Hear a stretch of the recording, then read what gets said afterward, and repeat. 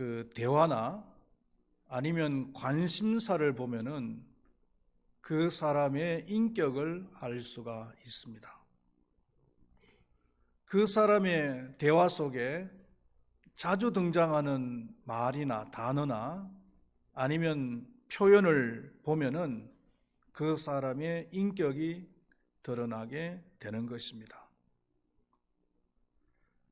대화 속에 돈 얘기를 자주 하는 사람이 있다면은 본인은 아무리 돈에 대한 욕심이 없는 것처럼 행동을 해도 실상은 돈의 욕심을 가지고 있는 사람임에 틀림이 없습니다. 정치나 아니면 이성이나 등등해서 이런 모든 문제들이 다 같이 적용이 되는 거예요. 특히 그 사람이 신앙인이라면은 그 사람의 영적인 상태까지도 알 수가 있는 것입니다.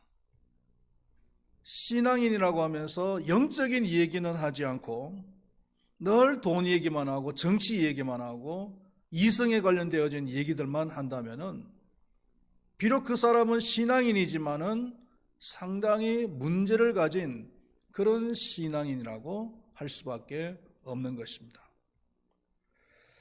오늘 제자들의 관심사가 무엇인가를 한번 보겠습니다. 마가복음 9장 33절에서 38절에 보면은 오늘 우리가 봉독했던 그 봉독한 말씀과 거의 같은 사건을 다루는 얘기인데요. 제자들이 길을 가는 도중에 제자들 길을 가는 도중에 서로 간에 누가 크냐라고 다투었다라고 했습니다. 여기서 길을 가는 도중이라고 했을 때는 유월절을 지키기 위해서 예루살렘으로 올라가는 길이었고 또 예수님의 입장에서는 십자가를 지기 위해서 예루살렘으로 올라가는 길이었습니다. 이런 엄숙한 순간임에도 불구하고 제자들은 서로 누가 크냐 라는 이런 주제를 가지고서 심하게 논쟁을 했다는 것입니다. 그리고 같은 사건을 기록하고 있는 누가복음 9장 40절에서 48절을 보면은 예수님께서는 제자들의 그런 생각을 다 아셨다고 했습니다. 그래서 예수님께서는 제자들에게 노중에서 토론한 것이 무엇이냐고 물었습니다. 제자들은 자신들이 나눈 그 대화의 내용에 대해서 부끄러움을 느꼈던지 예수님에게 대답을 하지를 못했습니다. 묵묵대답한 것입니다. 그러다가 오늘 봉독한 말씀을 보면은 제자들이 예수님에게 느닷없이 천국에서는 누가 크니까? 라는 질문을 던지는 것을 볼 수가 있습니다. 우리는 오늘 이 제자들의 질문을 통해서 제자들의 그 대화의 내용을 통해서 제자들의 인격 그리고 제자들의 영적인 상태를 어느 정도 알 수가 있다는 것이에요. 누가 크냐? 이건 참 유치한 발상 아니에요? 우리가 어린 시절에는 친구들끼리 놀아도 서열을 다 정해 놓습니다. 나는 쟤한테 이기고 쟤는 나한테 이기고 그리고 골목 안에서 놀아도 골목 대장이 있습니다. 서열이 다 있어요. 그런데 어른이 되고 나면은 친구들 간에 서열이 있습니까? 없어요. 그냥 친구일 뿐이에요.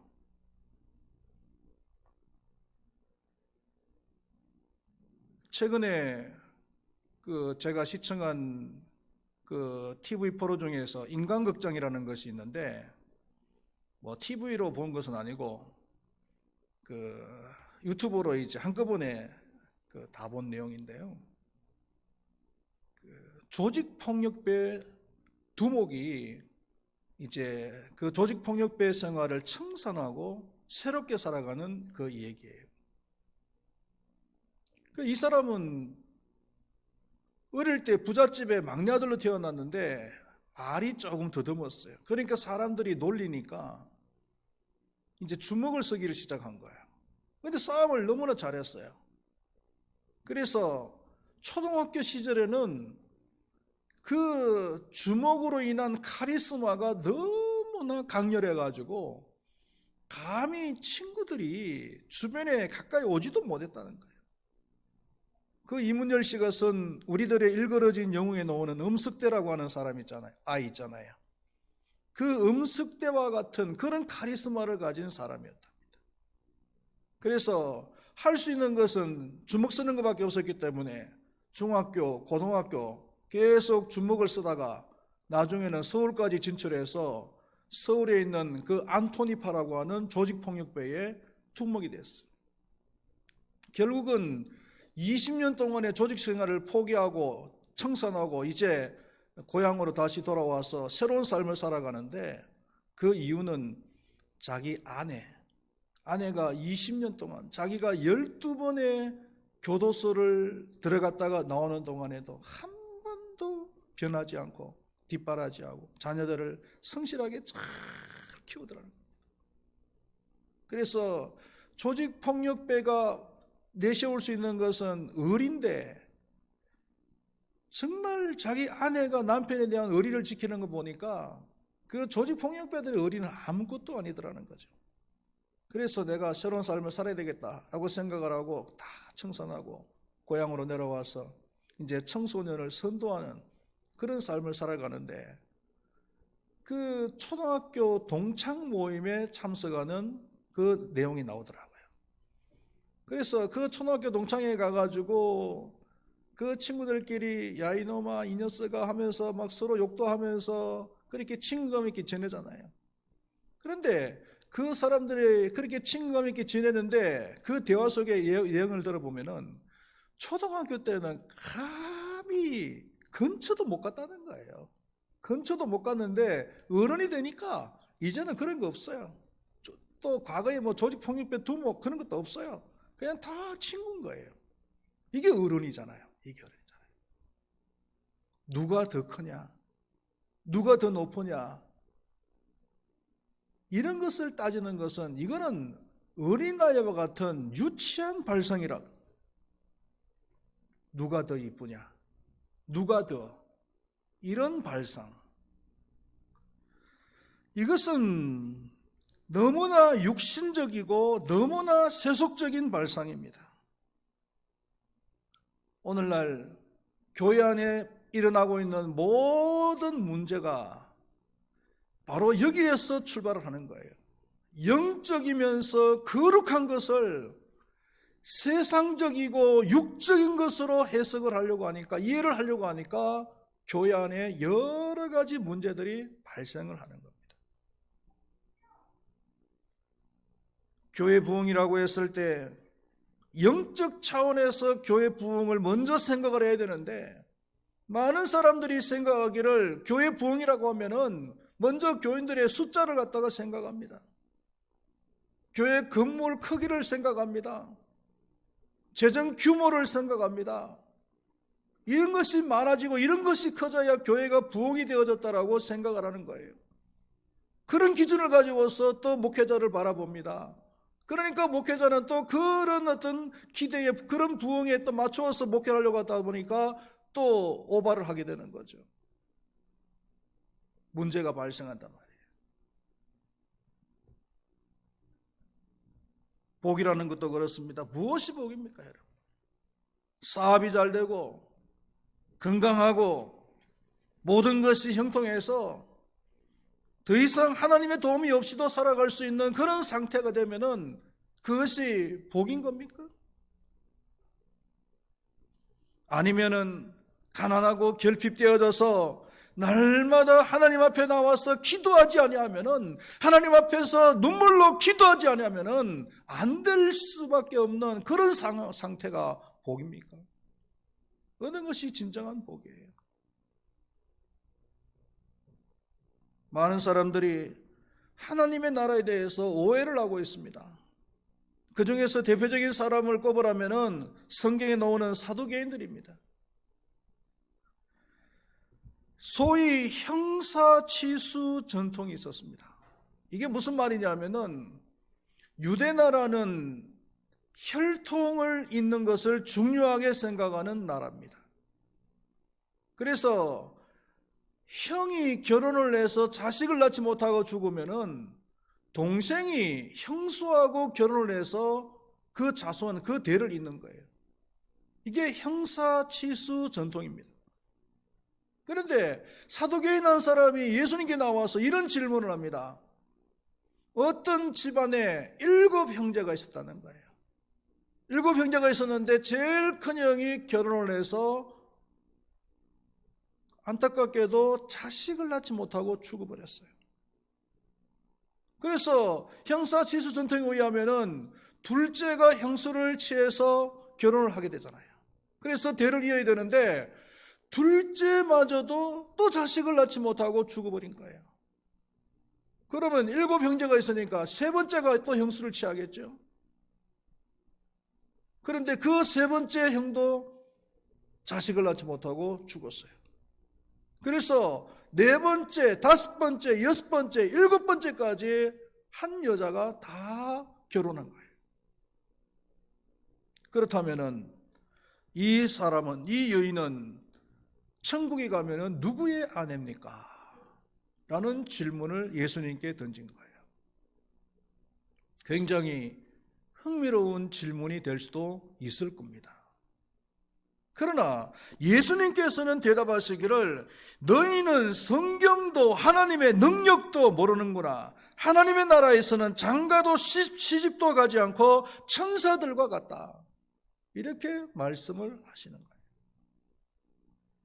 사도계인들은 하나님의 나라에서도 이 세상에서처럼 시집가고 장가가는 줄 알았어요. 하나님의 나라에 대해서 굉장히 오해를 하고 착각을 한 거죠.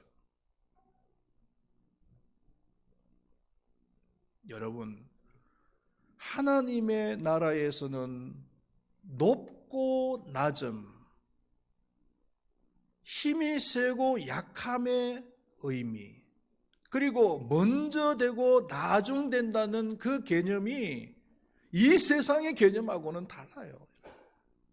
이 세상의 개념을 가지고서 하나님의 나라에다가 적용을 하려고 그러면은 신앙생활에 큰 실수를 하는 거예요. 예수님께서 뭐라고 말씀하셨습니까? 먼저 된 자가 나중된다는 거예요. 어디 있어요? 하나님의 나라에 있어. 이 세상에서 먼저 되려고 하는 사람들은 하나님의 나라에 가면은 제일 꼴찌가 된다는 거예요. 나중된 자가 먼저 된다는 거예요. 이 세상에서 양보해서 제일 나중된 사람은 천국에 가면은 제일 먼저 된다는 거예요. 이 세상에서 높아지고자 하는 자는 낮아지고자 하는 자는 높아진다. 이거예요. 이 세상에서 스스로 높아지려고 하는 사람은 천국에 가면은 제일 낮아진다는 거예요. 그러나 이 세상에서 스스로 낮아지는 자는 천국 가면은 가장 높임을 받는다. 이게 천국의 개념이에요.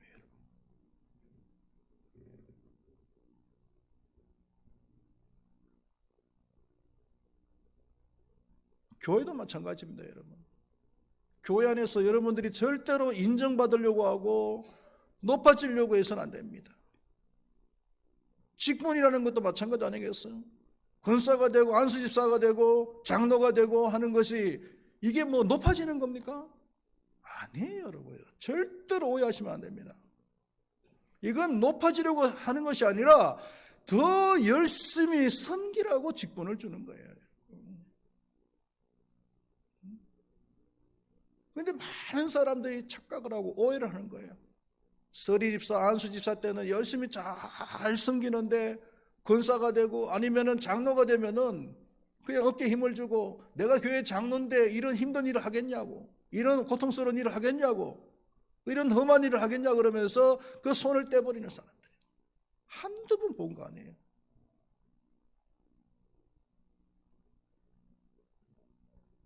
과거에 우리나라 대통령 가운데서 장로 대통령이 있었습니다.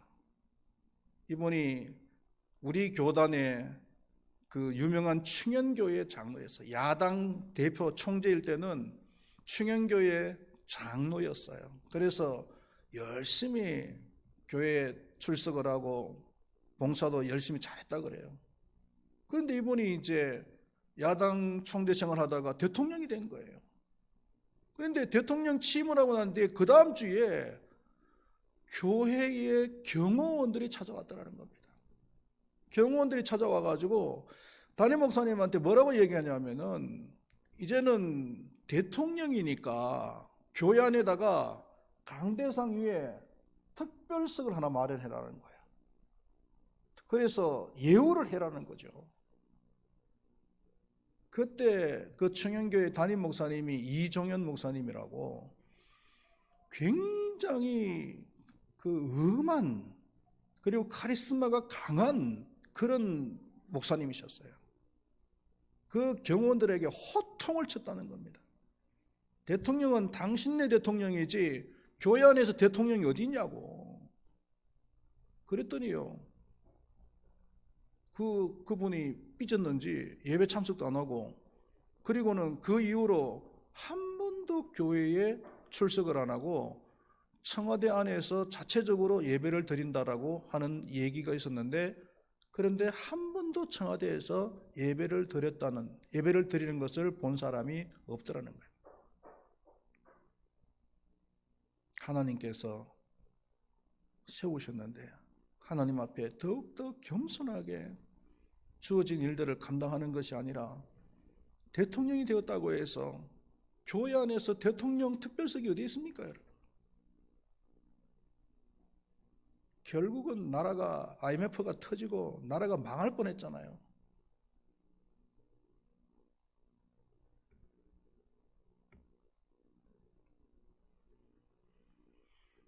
예수님께서는 마태복음 16장 26절에서 21절에서 자신은 고난받고 중임을 당할 것이라고 말씀하셨고, 또 24절에서는 자기를 부인하고 자기 십자가를 지고 나를 따르라고 말씀하셨습니다.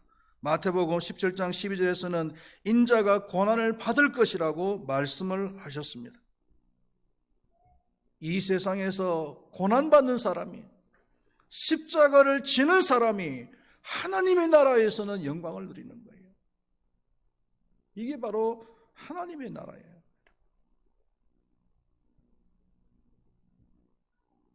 우리는 이 본문을 통해서 예수님의 관심사와 그리고 제자들의 관심사가 너무나 다르다는 것을 알게 되는 거죠.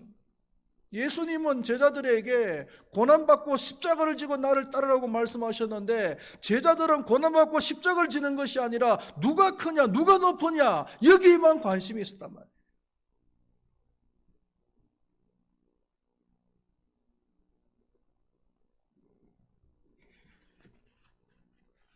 지금 여러분들의 관심사는 어디에 있습니까?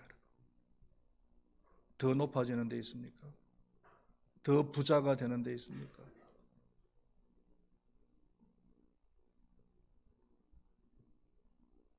더 큰 자가 되는 것이 여러분들의 관심사입니까? 아니면은 주님께서 주신 그 십자가를 지고 주님을 따라 고난의 길을 가는데 여러분들의 관심이 있습니까? 예수님께서 오늘 봉독한 3절 말씀에 보면은 이르시되 진실로 너희에게 이르노니 너희가 돌이켜 어린 아이들과 같이 되지 아니하면 결단코 천국에 들어가지 못하리라, 이렇게 말씀을 하셨습니다. 하나님은 우리의 아버지십니다. 우리는 하나님의 영원한 자녀들입니다. 하나님 앞에서는 어른이 없어요. 이것을 인정하는 자만이 천국에 들어갈 수 있다라고 말씀을 하십니다. 저도 이제는 어른이잖아요. 자녀들이 있습니다. 내 자녀들이 내 앞에서 어떻게 행동을 하느냐에 따라서 기분이 좋을 수도 있고 기분이 나쁠 수도 있어요. 그런데 내 자녀들이 나이가 이제는 30대가 다 넘었어요, 벌써. 그런데 내 자녀들이 자기네들이 나이가 30대라고 해서 나도 어른인데 하면서 부모님 앞에서 어른 행세하고 부모님을 무시하고 이렇게 하면은 제 기분이 좋겠어요? 나쁘겠어요? 기분이 좋을 리가 없죠. 그러나 어디까지나 자녀들이기 때문에 그 부모 앞에서 재롱을 떨고 어린아이와 같은 그런 모습을 보여줄 때는 기분이 좋은 거예요. 부모님 앞에서는 그 자녀들은 영원한 어린아이입니다. 그렇죠? 나이가 60이 되고 70이 돼도 부모님 앞에서는 어린아이예요. 내가 세상적으로 회사의 기업의 사장이고 아니면 학교에서 교수고 그렇다 할지라도 부모님 앞에 가면은 어린아이인 거예요. 자녀인 거예요. 그러니까 부모님 앞에서는 자녀와 같은 어린아이와 같은 그런 행동을 해야 되는 거예요. 사무엘하 6장을 보면은 다윗이 왕이 되어서 제일 먼저 한 것이 하나님의 법궤를 저 국경에서 다윗성으로 옮기는 일이었습니다. 다윗은 믿음의 사람이었기 때문에 사울에게 쫓겨다닐 때 늘 그 마음속에 짐이 됐던 것이 하나님의 법궤가 제자리에 있지 못하고 그 변방 지역에 방치되어져 있는 것이 늘 마음에 부담이 되었어요. 그래서 내가 왕이 되면은 제일 먼저 하나님의 법궤를 다윗성으로 옮겨야 되겠다라고 생각을 했는데 그 왕이 되자마자 그것을 즉각적으로 행동으로 옮기지요. 그런데 1차 이동 작전에는 실패를 합니다. 그리고 사람까지 죽는 사고가 일어납니다. 그러니까 2차 작전 때는 얼마나 조심스럽게 시행을 했겠습니까?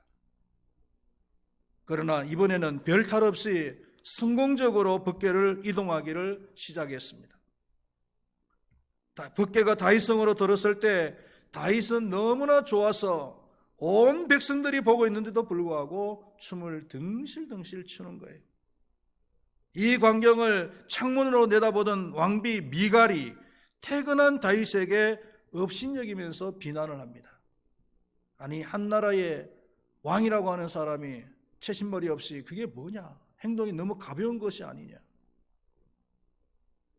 그때 다윗이 이렇게 대답을 합니다.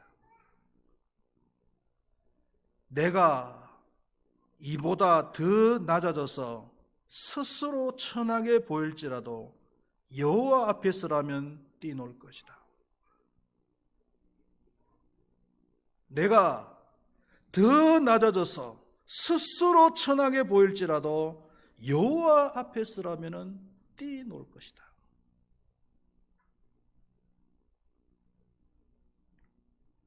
이것이 신앙인의 모습이 아니겠습니까, 여러분? 미갈이 말한 대로 다윗은 백성들 앞에서는 어른입니다. 왕입니다. 그러나 하나님 앞에서는 자녀입니다. 어린 나이에 불과한 거예요. 그래서 어린아이처럼 재롱을 떤 거예요. 우리가 신앙생활 하면서 제일 하지 말아야 될 얘기가 뭐냐면, 물론 여기 연세 드신 분들 많이 계시지만은 우리가 조심해야 될 것은 뭐냐? 우리는 신앙생활은 하나님 앞에서 하는 거잖아요. 그래서 우리가 교회 안에서 뭘 좀 하자고 이야기했을 때 이 나이에 내가 그걸 하겠냐? 이런 말, 이거는 절대로 하면 안 돼요. 만약에 나이로 따지면 하나님의 나이가 몇 살이겠어요? 네? 하나님의 나이가 몇 살이겠어요? 비교가 안 되잖아요. 여러분들 연세가 드신 분들이라도 하나님 앞에서는 어린아이와 같은 그런 모습을 보여야 됩니다. 그런 사람이 천국에 합당한 자라고 말씀하고 있잖아요. 그리고 4절에서는 더 구체적으로 그러므로 누구든지 이 어린아이와 같이 자기를 낮추는 사람이 천국에서 큰 자니라. 어린 나이처럼 자기를 낮추는 자가 천국에서 큰 자라는 거예요. 여기서 어린아이라고 했을 때는 때 묻은 그런 어린아이를 말하는 것이 아닙니다. 영악한 그런 어린아이를 말하는 것이 아니에요. 일반적인 특징을 가진 순수한 어린아이를 말하는 겁니다. 어린아이와 같이 자기를 낮추는 자가 천국에 들어갈 수가 있고, 그리고 천국에서 큰 자라고 일컬음을 받는다. 그렇다면 우리 큰바위교회 모든 성도님들은 이 말씀처럼 어린아이와 같이 자기를 낮추는 자가 되어져야 될 줄로 믿습니다. 어떤 사람이 어린아이처럼 자기를 낮추는 사람입니까? 두 가지만 말씀을 드리고 말씀을 마치도록 하겠습니다. 첫 번째로는 하나님을 의지하는 사람입니다.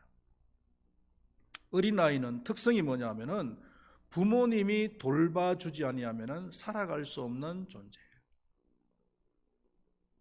그렇잖아요. 나이가 어리면 어릴수록 더 그렇습니다. 부모님이 잠시라도 그 자리를 떠나면은 그 어린아이는 생존하기가 쉽지 않아요.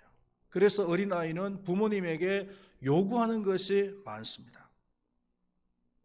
마찬가지로 어린아이와 같은 신앙이라는 것은 하나님께서 도와주시지 아니하면은 절대로 살아갈 수 없다라는 것을 인정하면서 날마다 하나님 앞에 나와서 겸손하게 구하는 사람이에요. 그것이 어린아이와 같이 자기를 낮추는 사람이에요. 두 번째입니다. 섬기는 사람입니다. 섬긴다는 것은 남들이 알아주고 인정해 주는 것을 하는 것이 아니라 남들이 알아주지 아니하고 남들이 하기 싫어하는 것을 감당하는 것, 그리고 스스로 감당하는 것이 그게 섬기는 거예요. 내가 순서가 됐으니까 하는 것이 아니라, 자꾸 하라고 하니까 마지 못해서 하는 것이 아니라, 내가 스스로 자원해서 남들이 하기 싫어하는 것을, 남들이 어려워하는 것을, 남들이 꺼려하는 것을 감당하는 것이 그게 섬기는 거예요. 교회는요, 봉사하는 것이 아닙니다, 여러분. 교회는 섬기는 거예요. 섬겨야 아름답습니다. 말씀을 맺도록 하겠습니다. 여러분들의 관심사가 어디에 있습니까? 높아지는 데 있습니까? 더 큰 자가 되는 데 있습니까? 더 부자가 되는 데 있습니까? 더 아름다워지는 데 있습니까? 그것은 세상 사람들의 관심사입니다. 예수님께서는 어린아이처럼 자기를 낮추는 자라가 천국에서 큰 자라고 말씀을 하고 계십니다. 하나님을 의지하시기를 바랍니다. 내 힘으로는 살아갈 수가 없다. 나는 어린아이와 같아서 하나님께서 한시라도 도와주시지 않으면 나는 살아갈 수가 없는 존재다. 나는 마음으로 살아가시기를 바라겠습니다. 그리고 섬기시기를 바랍니다. 누가 하라고 하기 전에, 순서가 되기 전에 내가 스스로 자원해서 감당할 수 있는 그런 삶을 살아갈 때 바로 어린아이처럼 낮추는 자가 되리라고 생각을 합니다. 기도하시겠습니다. 하나님 아버지, 제자들의 관심사는 더 큰 데 있었습니다. 더 높아지는 데 있었습니다. 먼저 된 자가 되는 데 있었습니다. 그러나 예수님께서는 어린아이와 같이 자기를 낮추는 자가 천국에서 큰 자라고 말씀을 하셨습니다. 어린아이와 같이 낮추는 자라는 말은 어린아이처럼 하나님을 졸라대면서 하나님 앞에 많은 것을 요구하는 사람입니다. 하나님이 도와주시지 아니하면 나는 한시라도 살아갈 수 없는 존재인 것을 고백하며 하나님 앞에 나와서 기도하는 자가 어린아이처럼 자기를 낮추는 자입니다. 그리고 섬기는 자입니다.